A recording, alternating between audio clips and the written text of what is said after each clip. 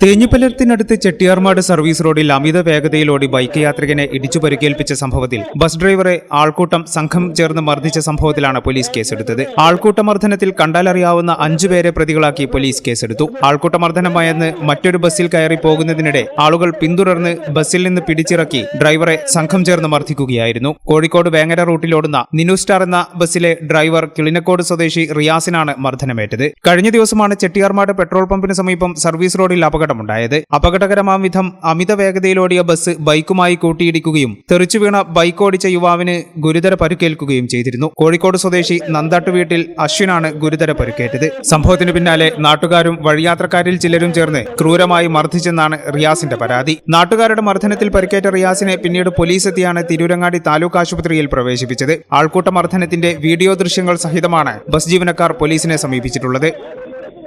ഈ channel news, Thenhipalam. BSc optometry ഒരു professional കോഴ്സാണ്. ഇതൊരു പ്രാക്ടിക്കൽ ഓറിയന്റഡ് കോഴ്സും കൂടിയാണ്. ക്ലാസ്സിൽ പഠിക്കുന്നതിനേക്കാൾ ക്ലിനിക്കൽ എക്സ്പോഷർ കൂടുതൽ വേണ്ടൊരു മേഖലയും കൂടിയാണ്. അൽസലാമ ഐ ഹോസ്പിറ്റലിൽ ആവശ്യത്തിലധികം ക്ലിനിക്കൽ എക്സ്പോഷർ നമുക്ക് ലഭിക്കുന്നുണ്ട്. അതുകൊണ്ട് തന്നെ വേഗത്തിൽ പഠിക്കാൻ പറ്റുന്നു, എല്ലാം മനസ്സിലാക്കാനും പറ്റുന്നു.